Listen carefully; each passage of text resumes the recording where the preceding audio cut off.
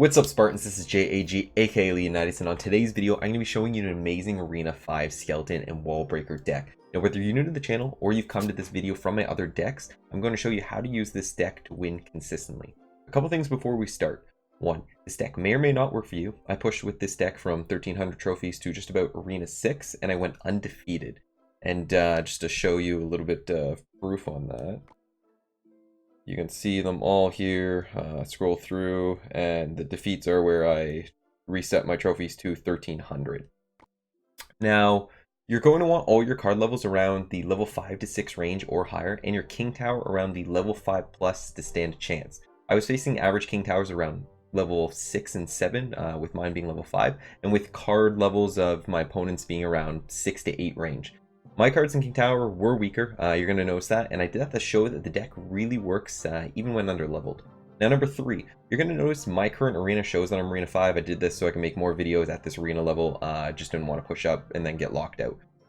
So I have 4 videos to show you today. The first replay is going to show the goal of the deck and how to face E-Barbs and the Prince. The second replay is going to show how to face the Barb Barrel, Witch, Battle Ram, and show you late game tips. The third replay is going to just quickly show you a wall breaker push technique, which is going to be helpful when using this deck. And then the fourth replay is going to show how to stop the hog. And I actually wanted to include a Golem in Inferno Tower one, but unfortunately that video got replay wasn't available anymore. If you have questions on how to face any of the cards, pop them in the comments below and I will answer them. So let's begin. Here's the deck. I will pin the deck in the comments below, along with what cards you can replace each with. Just check the pin comment that I'll put down there. You're going to see the Giant Skeleton and the Wall Breakers are your only win conditions, but that's really all you need. The average elixir is about 2.8, and that gives you a very fast cycle, which is going to give you a big advantage. Now, looking at the deck, there's a couple things to note. You really don't have any defenses, so the Tornado is going to act as that. You're going to be able to use that a couple ways. One can be offensively with the Giant Skeleton. Another is going to be defensively as well, which I believe we'll see. And then you're going to see the Wall Breakers are going to give you just a second opportunity where if you need to get that damage at the tower, you're going to be able to do it. So without further ado, let's jump into the replays and let's start. Alright, so here is the first match. I think this was one of actually my first earlier ones, and I thought it was a pretty good opportunity to kind of show deck strategy and things like that. With the Prince, the way you're going to want to block it is exactly how you see it, which is going to be with Giant Skeleton. You can use your Goblins as well. Those can be pretty handy as well. And for the strategy of this deck, if you get an opportunity, you're going to do a push with that Giant Skeleton. You're going to do kind of a counter-attacking style. But for the most part, this deck really becomes powerful once you hit that double elixir time. So you're going to kind of want to defend up until that point, so play it safe, don't overcommit, and you should be good with it. So as you see, I'm really not making any big plays. I can cycle quickly back. Your Wall Breakers are going to be kind of where you're going to do that offensive push in the single elixir time. I saw there that I had an opportunity, especially when you put like gobs or bats in behind and you drop those. Unless they have the log, which it's too early, I think, at this arena, then there's really not much they can do. So Wall Breakers are very strong at this level, so definitely take the opportunity to use them. What you saw there is the Barb Barrel. That's great for playing on the defensive, but it also can be great for tanking for the tower to allow your Giant Skeleton to get to that tower. And as you see there, the Zap is going to be perfect for your Skeleton army, any low-level troops, so that you can kind of catch them off guard, get the Giant Skeleton to the tower, and do massive damage. So that's really the strategy. Here, I knew that he dropped the P.E.K.K.A. I'm going to be able to stop that with the Goblins, no problem. That's why I dropped the Bats and the Wall Breakers on that other lane. And that's one move that you're going to be able to use as well, is the Wall Breakers Bats on one other lane. So here, we're getting to about close to the double elixir time. Easy way to stop the E-Barbs, just drop the Giant Skeleton. They're going to be able to, if they're at the same level, stop them pretty well. You can add the archers in just for a little bit of extra protection, but the Giant Skeleton, once those troops, E-Barbs are a little quick, so you might want to drop something in behind for support.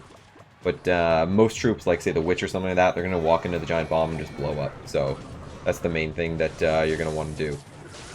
In this case, I didn't have too much to do, so I dropped the Wall Breakers at the back. You're going to notice me drop that Giant Skeleton. Really just takes the aggro from the towers onto the Giant Skelly, and then allows the Wall Breakers to hit it. what you saw there was the tornado. I was trying to pull that mini P.E.K.K.A. and any troops towards the tower so it could walk my giant skeleton to the tower. So then when it dies, it's going to get the tower anyway. So that's an offensive tip you can kind of use with the tornado. Don't use it unless you get kind of really good with it. Here I knew that I could screw up and it wouldn't really cost me anything, so just be careful. And in this case, that's another defensive trick you're going to be able to use with the tornado. This tornado is crucial with the giant skeleton in this deck. You can pull everything when he's about to die, get all the troops pulled towards that bomb, and do massive defensive damage as a result. So that's the first replay, and we're going to move on to the next one.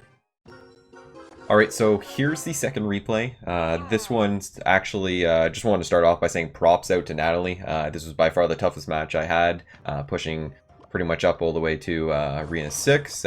She played very well, and I actually had to really focus on this one to actually make sure that I won. So props to you, Natalie. Good job. So first thing, see the witch drop in the back? Just drop the giant skeleton on the same lane. I actually probably shouldn't have dropped that Barb Barrel. Here to the Ram Rider, you can use the tornado and some bats. Should have kept that Barb Barrel for later. The giant skeleton would have blown up and killed the witch anyways, but first couple hands, you'll get used to the cards that they have, and then you just save and reserve cards for that. So I'm going to try and save the Barb Barrel, or specifically the Goblin Barrel, save the Zap, then for the Skeleton Army. So first few, keep an eye out. On this one, I figured I could probably get a little bit of damage with the wall breakers, or they'd have to drop a decent amount of elixir to try and defend against them. Natalie decided not to get the bigger push. In that case, I think that was probably a mistake, and that's what you're going to see is actually going to come into play later in the game and be ultimately the reason why I ended up winning because of this. So drop the giant skeleton on the same side, act as a tank, have those bats in the back, use the tornado to stop that Barb Barrel, kind of get everyone all collected there, and then from here, it's just going to be trying to defend, use that Barb Barrel. Giant Bomb gets the Goblin Barrel, so worked out pretty well, able to defend pretty strong on that big push there. And that's the nice thing about this, you're going to be able to cycle back really quickly, so if you need a card again, you're going to be able to get back to it pretty quickly. So right here, we're just going to stack up the elixir. In this case, I know that I'm a little bit behind, so I'm just going to wait. Again, wait for that double elixir time at the 1 minute mark, and that's really where this deck becomes a little bit more powerful on that end. So that's where we want to take advantage of it. And that's where you can get a chance of actually dropping 2 giant skeletons. So here, going to defend with that giant skeleton. Surprise! Oh, there we go. There's the push on the other side, which was a good move with the baby dragon backing that battle ram there. Not going to be able to actually defend too well as I would have liked to on that one. And you're going to see I'm going to take a lot of damage as a result, unfortunately. So, witch on the other side, though, like I said, 1 giant skeleton for the witch is going to at least be able to counter it. And you're going to see that giant bomb there that's going to be able to damage both. So here's where we're going to actually drop the giant skeleton on that right side. Drop those goblins in behind. Kind of speed up that push. And you're actually going to see a similar move later used with the actual wall breakers on this side. I knew that I'm going to be able to zap that second tower quickly with my quick cycle, so I want to get major damage on that left. That's why you saw me drop that wall breakers on that left lane to get a lot of damage. And as you can see, I went from kind of losing to having the advantage now. So able to stop those goblin barrels pretty easily now because I know that they're coming, so makes it a lot easier. Dropping that, trying to push heavy with those wall breakers. Not too much. I lose 4 elixir, worst case scenario. They really dropped a lot on that left side. Probably a little bit too much. But again, defending with the giant skeleton is great because if they ever destroy it, that bomb's going to be able to take out a lot of them anyways. So here, just leaving those archers in behind, using that defensive tactic with the tornado to really pull them all together, and that way for some reason giant skeleton dies, they blow them all up, or worst case scenario, you're really going to be able to actually do a lot more damage, especially if you throw a Barb Barrel in there as well. And this is where I'm talking how this deck becomes strong, because in that double elixir time, I guess getting into, it's not triple yet, but at least I don't think so. Over time, you can get that double giant skeleton in there, so this was a tough one, and I just wanted to show how you can kind of counter difficult or different things. And at that end, if you actually go back and pause it, you're going to be able to see that I used that tornado to drag all of the actual troops into the tower, and then allowed my giant skeletons to get at the tower and win me the game as a result. So that's a late game offensive tip. Go back and take a look at that if you haven't already. So we're going to get on to the next replay. Okay, so this one's going to be a quick one, and I'm actually going to speed through on this, because all I want to do is show the wall breaker push, which is a strategy push that I'm going to... you know what? Where is it?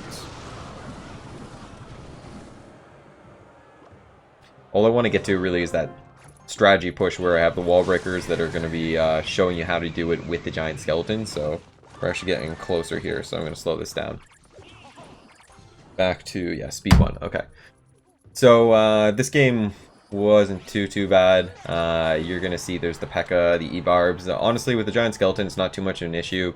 They're going to have some counters, but you have such a quick cycle that if they do have a counter, you can outcycle it anyways, and even then with a combo with the Tornado and the Wall Breakers, you don't really have to worry too much about counter cards a huge amount. So, again, giant skeleton, stops the E-Barb, drops some archers in behind. It's pretty standard. If you get the E-Barbs and you face them, just do that. So we're going to let this go a little bit. And here is kind of that strategy wall breaker push. You're going to see those wall breakers push them in and move that giant skeleton quicker to the tower. And that's the reason I was able to get that damage to the tower is because of that. So that's a move you can do. Just make sure you drop them in behind the giant skeleton. So we're going to move on to the next replay. So here's the fourth replay. This is going to have to kind of stop the hog.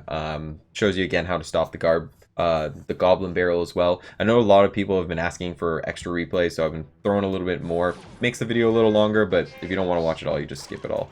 Or skip at what point you feel ready, but at least this way you're really going to know how to use the deck well when you go to use it. And you can use these arena decks that I do, generally for several arenas, or as high as you can push. I've heard a lot of them sometimes have gotten people to arena 10, depending on the deck, and how if it works with their style. So in this case, I was trying to... because I didn't expect them to zap the bats. I was dragging that Valk to the tower to hope my giant skeleton would get there, zap the bats, and unfortunately then the Barb Barrel was the one that stopped the giant skeleton from getting there. So here, just use that Barb Barrel. This was a level 8 versus level 6, so it's not going to kill it. If it's the same level, though, it will, so you'll be able to. That's a good way at least to stop it. Alternatively, you can actually use Zap, you can use your Goblins, Archers. Those will work well enough to stop it fairly quick enough. So here you're going to see me use the bats along with the Goblins and a Zap.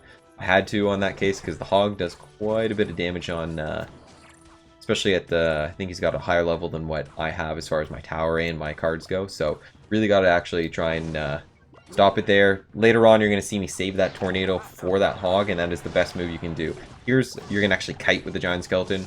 This works pretty well. A lot of times with aerial troops you can kite them, so I'll do that often. Keep that in mind. And then, let's see. So we're getting soon to the actual move where you're going to actually stop the Hog. If you want to see more Tornado tricks, I do have a video on it, so go check that out. It gives you a lot of good examples on how to actually use it properly. So it would actually be very helpful for this deck, and I recommend that as well. So again, here, same thing as before. I figured I'd drop the Goblins as well because I knew they were level 8 this time and that I wasn't going to be able to kill them just with the Barb Barrel. So here, drop the Wall Breakers. Unfortunately, he doesn't actually even try to stop them. I guess he was trying to stack up. But in this case, where we're going to show is the Tornado right now. So I didn't need to drop the bats. With just the Tornado, you can drop it to the... or pull that Hog to the King Tower, engage it, and then actually it'll give you a huge advantage. So anyways, that's all I really wanted to show. We're going to just speed this up just to finish her off, and that way then you have a little bit of an extra example. Wall breakers in behind that giant skeleton are great. Really not too much of an opportunity to really stop them at that point, so they can really do a lot of damage. And that's one move I would do, especially in the late game. Anyways, that is going to be it as far as this goes. Yeah, I've got nothing else, so thanks everyone for watching. I'll catch you in the next video. This is going to be JAG signing off. Peace out. See you later.